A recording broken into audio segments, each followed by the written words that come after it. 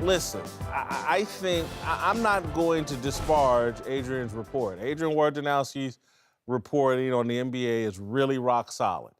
What I think could happen is the truth could be somewhere in the middle. Yeah. Not as intense as maybe Adrian has said, but I can see Danny Green and the rest of those Spurs players like, oh, man, that's not a good look for us. And so he's trying to walk it back, and it wasn't that. We weren't trying to tell Kawhi what to do.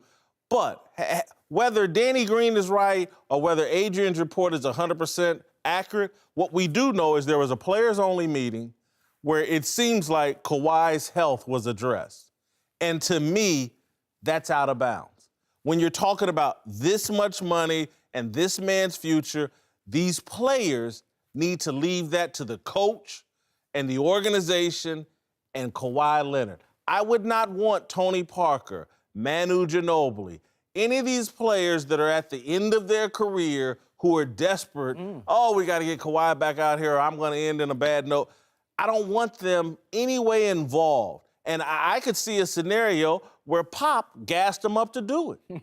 And I think it's all wrong. They're trying to put pressure on this kid. It's his health. It's his future. You've injected this much money into pro sports. The guy's going to be very careful because he's not going to ruin the rest of his career. All of this, to me, whether it was intense or whether it was nice, all of it out of bounds. I think it depends on how they approach him. I agree. If they sat him down and were like, look, man, you look ready to us. We need you out there. What are you doing? The doctor's clear. You know, if that's the way they came at it, that's wrong. If it was like the San Antonio News Express reported that it wasn't a tense meeting. If it was a meeting of Kawhi, you know, we've been playing 3-on-3, 4-on-4 with us. You look good. Like, are you ready? Like, can you get out there? What do you think? How close are you? If it was more of that, I don't really have a problem with it. And I will say this, too. You may disagree. I don't think Manu Ginobili called out Kawhi.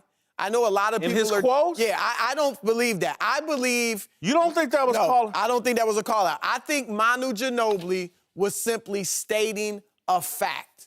If you are an athlete, you cannot be looking out of the side of your eyes for somebody else to come and save you. The best thing for the San Antonio Spurs players is to play like Kawhi is not coming back. If he does come back, it's gravy and it's great. But their mentality has got to be, it's us 12. That's it, no Kawhi. And since they did that, that's when they went on this winning streak. Before it, when they were losing, remember there was the report out by Lisa Salters that Kawhi's coming back. I think they were feeling like our man is coming back, we'll be good. So I don't think that was a call-out. I think that was a statement of fact.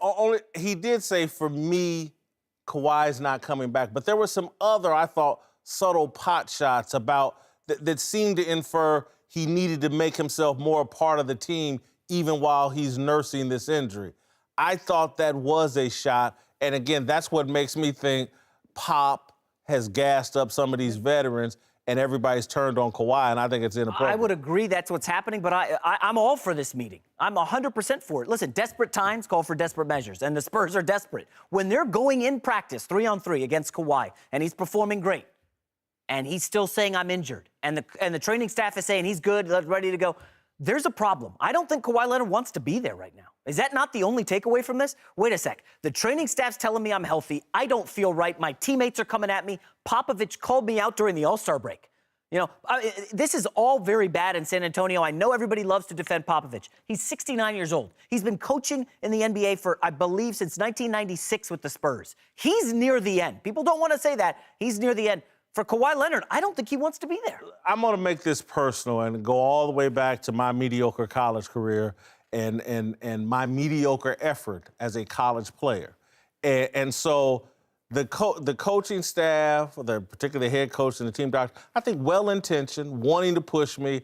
During the spring, I tore my ACL, and they said, oh, you just stretched it. It wasn't torn. And so everybody was on me. Whitlock's being lazy, but they push. And I played my senior season with a torn ACL. As soon as the season was over, though, I went to my own doctor, and he was within 5 minutes. He goes, yeah, your ACL's torn. Let's do a scope and blah, blah, blah. They didn't tell you it was torn? No. So they lied to you? No, they didn't lie. Oh. They misdiagnosed or fudged or pushed or whatever. And again, I'm not demonizing anybody, but I'm just saying, as a player, you have to look out for yourself. You have to know your own body. It can't be your teammates and what they see. It can't be the team doctors. Can't be Popovich.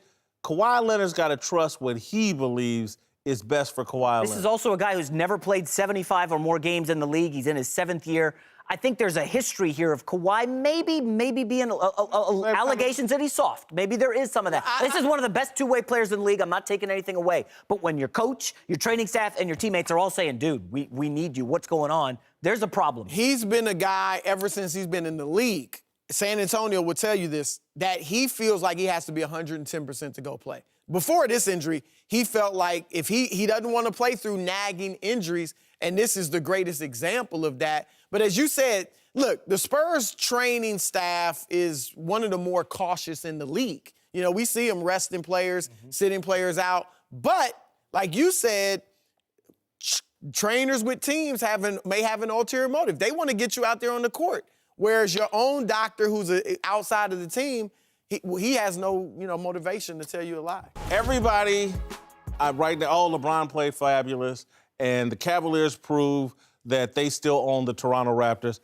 That's not my narrative. That's not what I saw last night. What I saw last night was a Cavaliers team in the second half, and really for the entire game, that played well above its head offensively.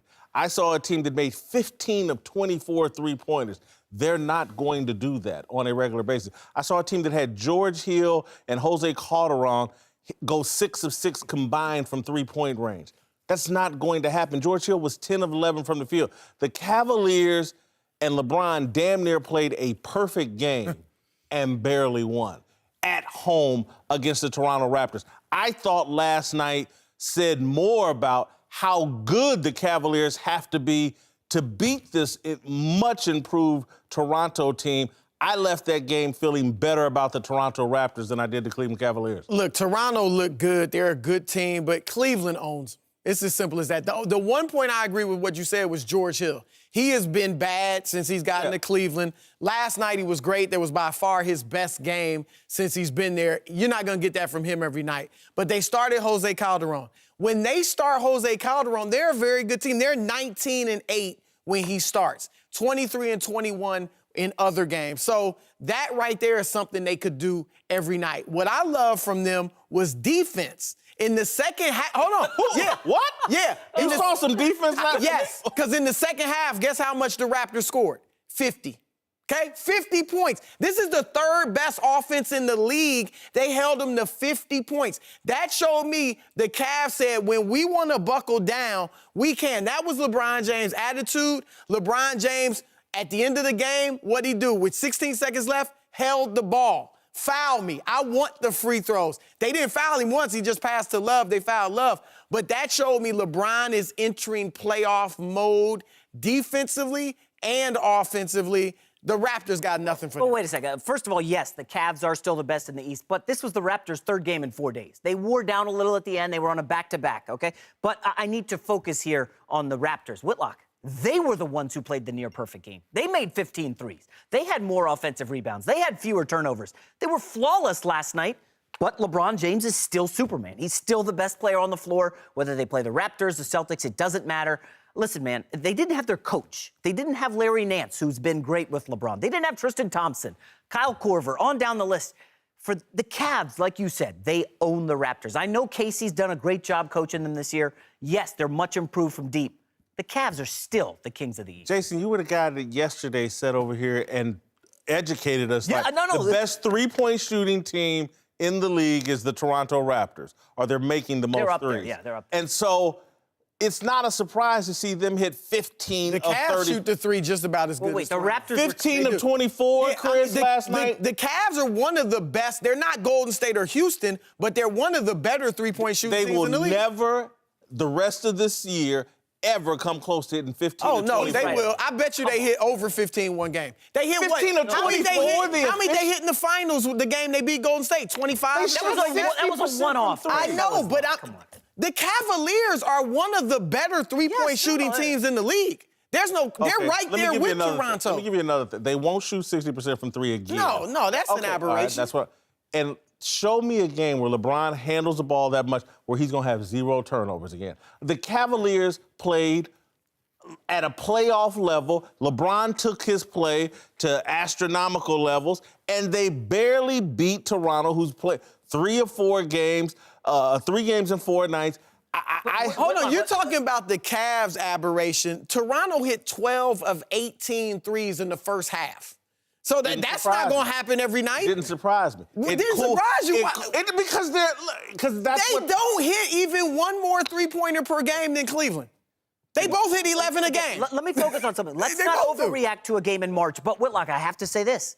LeBron is playing all 82 games this season. You know what's happening. We're seeing injuries to major stars around the league. And for LeBron to do this last night in a big national TV game against the team that's coming for him, I mean, come on. You don't think he can do a 35-17-0 again in the playoffs? This is a guy who's on a mission right now. He is definitely going to go into this offseason and say, I'm still the best player in the league. Jason, don't tell me about Kevin Durant being better than me. I want all the money. I'm going to go wherever I want. LeBron's on a mission. Toronto's not stopping. The only thing I agree with that y'all said is I like the Jose Calderon move to the starting lineup. I was calling for that.